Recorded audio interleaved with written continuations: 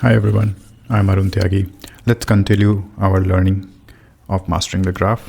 So in last video of where we learn how to build an minimum spanning tree, we learned about Kruskal's algorithm. And there is another algorithm to achieve exactly same output because our output is not what all edges you are picking. Our output is what is the minimum cost when you are building that minimum spanning tree. So this is another algorithm, though.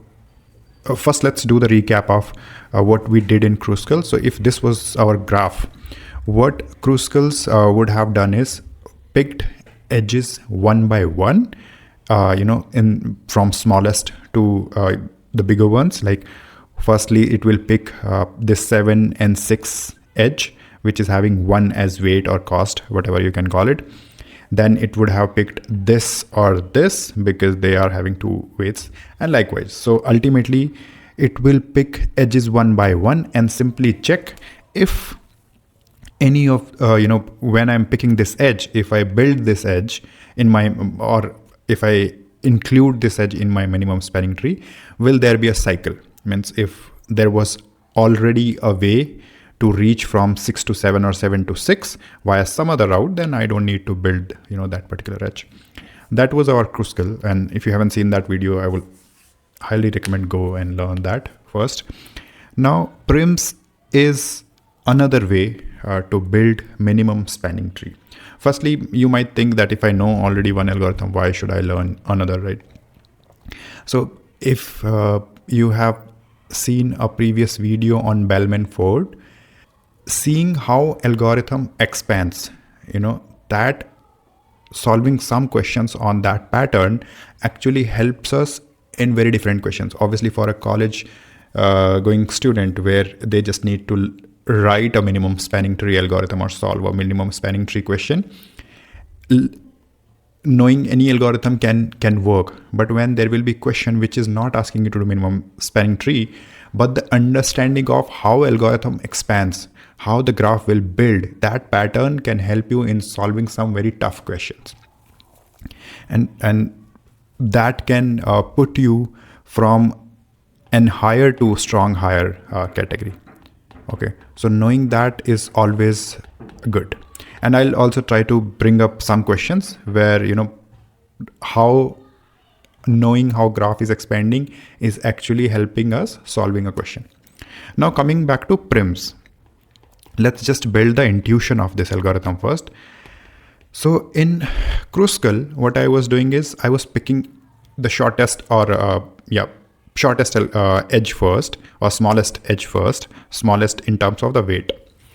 In Prim's, what we do is, because ultimately in my minimum spanning tree, every vertex will be included no matter what, because ultimately what you're building is how all these vertexes are connected in minimum cost. So pick any source. When we are, I pick this graph of 0, 1, 2, 3, 4, 5, 6, 7. So I'm picking 0 as my source, just to explain. You can pick any source. Okay. Once you pick that source, we will take that as our starting point and we will start expanding edges which are attached to it. And that is how the graph will grow in Prim's. Now, how will that happen? So let's suppose I picked 0 as my source. So what I'll do is, okay, and this is going to be very similar what we did in Dijkstra, or in fact, breadth first search. So you see, if you know those, this will be a cakewalk for you. So if 0 is my edge, what I'm going to do here is, I'll see both of my, so I'll take all the edges which are linked with 0, so which is 0, 1 and 0, 7. What I'll do is I'll push this into a priority queue. I'm not going into why we are picking priority queue. First I'm saying learn this, and then you will know the reasoning anyway. Obviously there is a bottom-up way of learning Prims where there is a first you can say a rudimentary solution and then ultimately it comes to this one. But because we have done Dijkstra and BFS, knowing this will help us and we will be able to remember it easily and apply it. So if I'm having a priority queue, why I'm pushing it into a priority queue? Because that way I'll be able to pick the smallest next, which is very similar to what I did in Kruskal. But there was like all the edges were were there to pick from. Here only the vertexes which I'm including, only edges connected to that, I'll pick from that. So in my priority queue, I'll push edge 0, 1 with weight 4. So this is 1. And then I'll push edge 0, 7 with weight 8. This is my input. Next, nothing is, this is popped out and this is added into my answer of 0. And when I popped it out, obviously the cost was, you can say, ultimately answer which I'm looking for. Let's write it here. Cost is 0 by default. Okay. Next is, I do not have any other choice, but the smallest is this by weight. So I'll pick this where I'm having 0, 1, 4. Okay. So yeah, in fact, I don't need to put the entire. Okay, what I'll put in my priority queue is, I'll put one vertex and what is the cost to reach till that. Like, because 0 was there with 0 cost in first, then I'll put that I can reach 1 in 4 and I can reach 7 in 8 from 0. So when I will pop out, I'll pop out that vertex 1 with 4 as cost. This is popped out. What will go in my queue? So from 1, because 7 I would say is, 0 I would say is already visited, right? So I cannot push it. Next I will push is 2. So here you can think that I'm getting 2 with 4 plus 9. 13 will be the cost. And from 1 I can go to 7 as well. So should I push 7? So because there are chances, same as our Dijkstra, that I can improve the cost to reach to that, I'll go ahead and push it, but I will never process it twice. So 7 will be pushed again, but this time the cost is 12 plus 4, 16. Okay. Next is what I'm going to pop is this only, because this is again 8 is the minimum cost so far. So now if you see in my resultant output, I got 0 vertex, 1 vertex, and 7 is not there. So I'll pop 7 and I'll try to push all the neighbors of 7 into my graph, into my priority queue. And cost so far is, after 0, I added this 4. So 4 was the answer. And now I also added this 8. So 4 plus 8 will be 12 is the cost so far. Okay. So when 7 popped out,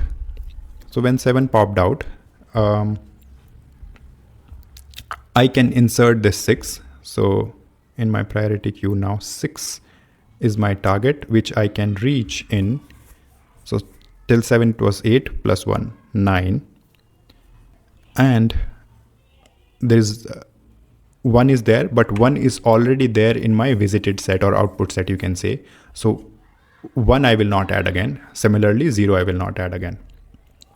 So 7 only gave me this, and now 7 added into my resultant set.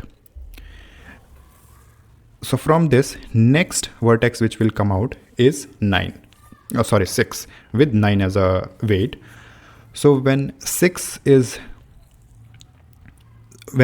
coming out, so I'll pop this out, and what are the neighbors this guy is having? So 6 will push 2, because 2 is not there yet in my resultant set. Okay, so 2 can come, and I will add 6 in case there is an edge from this to this. No need to process it. So 6 will be added into the resultant set. Yeah, so 2 is 1 I can reach. Oh no, sorry, there is 8 in between. So 8 I can reach in 9 plus 6, 15 cost, and 5 I can reach. So I'll write 5 in 9 plus 2, 11 cost, and that's it. These are the two edges. This one we will not process because 7 is already in the output set. So these are the two ones which got added. So if you get the intuition, so what we are trying to do here is we are taking a source, choose any source, and then we are expanding edges which are next, you can say, smallest path might be taking to me the next vertex into the graph. And whenever I'm processing a vertex, basically that I'm including into my output set. And because I'm never processing it again, that way I will only pick every vertex only once. So if you see, what I was doing here is that I added 0 and then I came to 7, but there was a way to reach reach 0 again via this, but because 0 was processed already in the minimum spanning tree, so I'm not adding it again. So this is very similar to what we did in Dijkstra. The only difference is my answer here will be the cost I'm calculating here. In Dijkstra, what was the difference? That what I was doing is my answer was in how much cost I was reaching to 1 was 4. In how much cost I was reaching to 2, for example, it might be 4 plus 9, 13, right? In how much cost? So what is the minimum cost in which I was reaching to a destination? That was Dijkstra. Here, what is the overall cost of having all of them connected, and the cost should be minimum. So that is where this is slightly different. Okay, maybe once you'll see the code, you'll be able to establish the difference. All right, let's try to build the code of what we saw so far. So what we said is, obviously there will be some initialization in the starting of the algorithm. In our code, ultimately what we said is we are having a queue, which is priority queue actually. So let's call it priority queue. In this priority queue, what I'm going to do is I'm going to add the source. Okay, so let's just do add. I'm not going into language specific again. Obviously I'll write the code in Python, but consider there is an add method here, which is heap push. So here I will add the source. Like I said, source we can pick any of the vertex. So here I'll pick 0 with 0 as the cost to reach to it, because this is my source. Okay, so this I pushed into my priority queue. Now what we were saying is that we will pop everything from my priority queue one by one. So while my priority queue is not empty, you can say, just run the loop. And let me adjust this. Okay, screen here.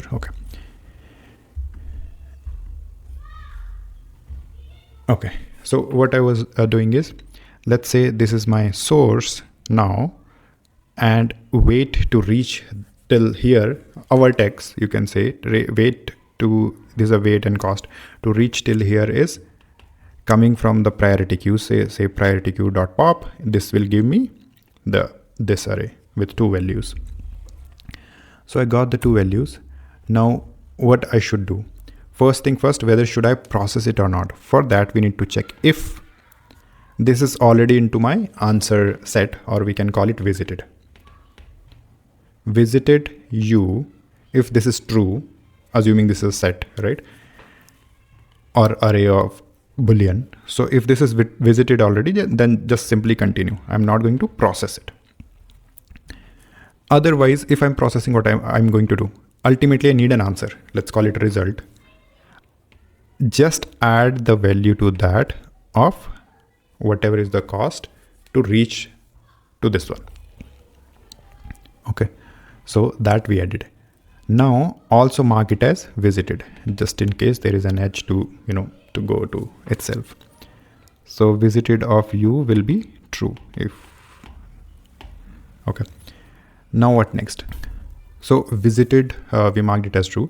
Then what we said is, what we are going to do is for all the neighbors of this guy. So what I'm going to have from adjacency list is that I can reach to a V in WT2 weight, because WT we already took here.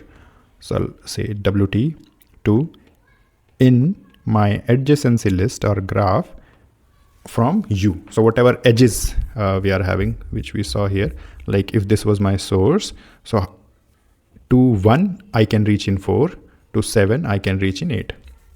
This my adjacency list will give me. Here I'll say if V is not added to the resultant set we are saying our visited. So if not visited V, right? If this is false, right, then only what we will do is in our priority queue, say pq dot add. Again, I'm saying this is not the code, this is just the intuition we are building. So priority queue dot add, what I need to do is add is two things: V, which is the vertex, and in how much I can reach there. Okay, so that's it. And in the end, because ultimately what we need from minimum spanning tree algorithm is to give me a result, which is the cost in which I build that minimum spanning tree. Obviously, sometimes we will be asked to what all edges you chose.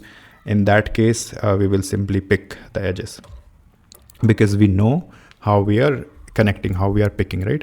And that way Kruskal's will be better to pick that in compared to Prim's, because there we are simply doing it on edges only, right?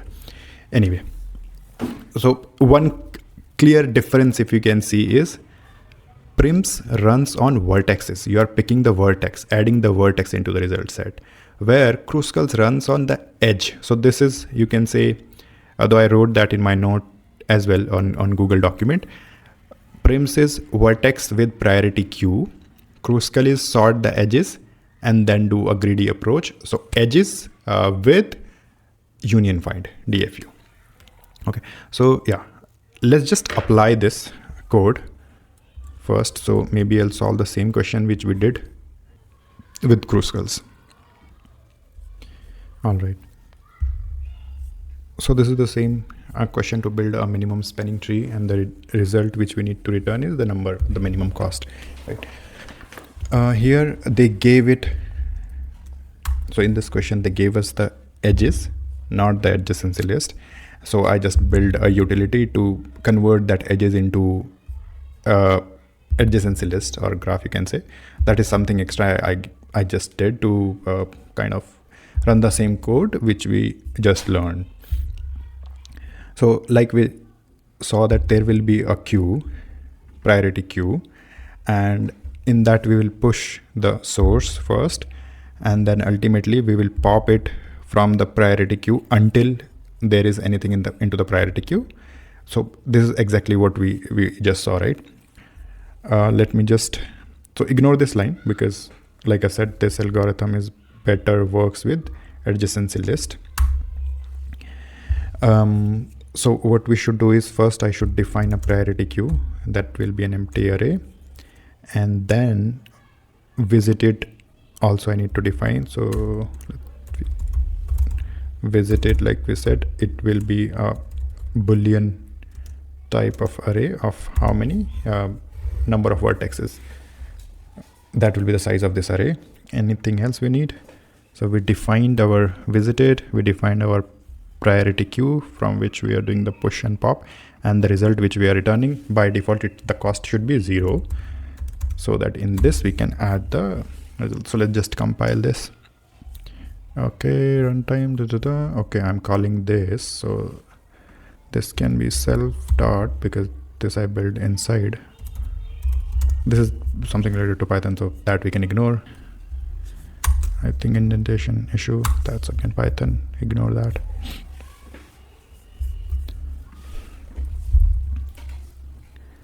I gave extra space, it seems. Everything is flat now. Okay, so I did not include the weight. I included weight while building the adjacency list. That we can ignore anyway, it's not part of the solution which we are discussing. Now pushing my vertex, source vertex, with the cost to reach it, and ultimately every vertex with the weight. Okay, let's just compile now. Nothing much changed. Looks like the basic is working, and let's just submit it. Perfect. So this is basically Prim's, very similar to Dijkstra and normal breadth first search which we do, right? But this is helping us building the minimum spanning tree. There are bottom up way to learn. There is bottom up way to learn the algorithm, to learn the Prim's algorithm.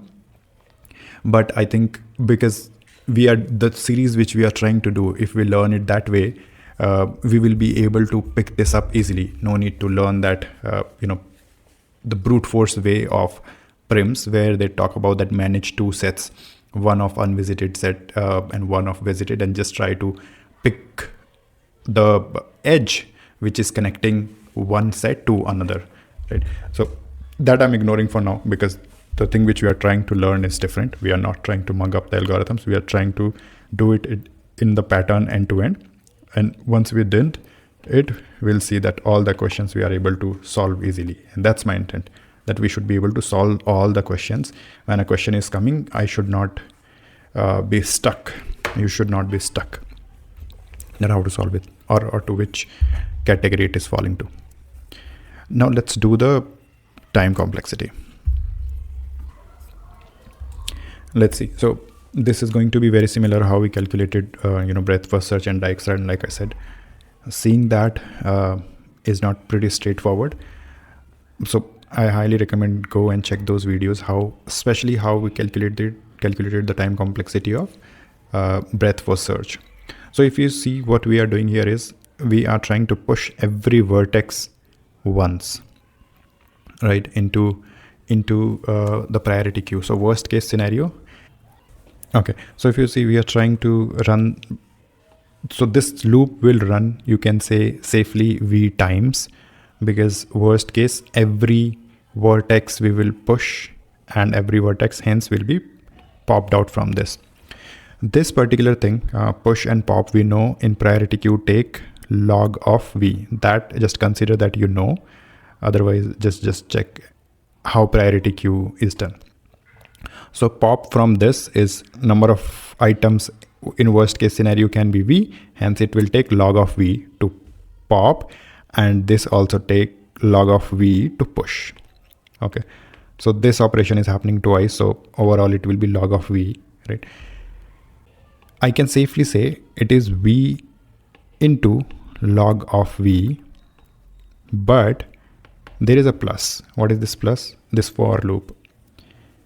Now again, I'll say, like we saw it in the breadth first search, that why it is not a multiplication, why it is a plus, because worst case, this loop right now, what it will do for a u, it may run 2 or 3 times, because there are 2 or 3 edges, right, only connected to u. For every vertex, if you see, so u will come like how many times? V times. For every vertex, worst case, how many time it will run? All the number of edges times, right?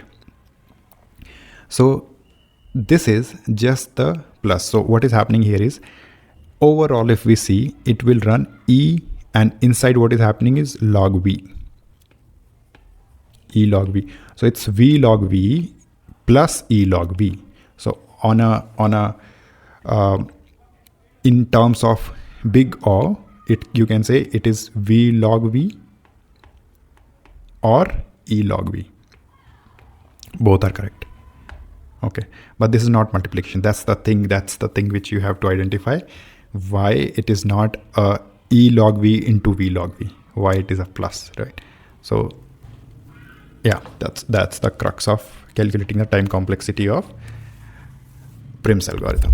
Okay, so we just touched both the algorithms to build minimum spanning tree. Now I will jump into the questions which are not asking me to do minimum spanning tree, but how knowing these algorithms can help me solving the real questions which will come into the interview, or even in competitive programming. Not very hard ones, but at least the second and third question of competitive programming, if minimum spanning tree is required there, you should be able to do it. That is what we will try to come to in the next video. Thank you.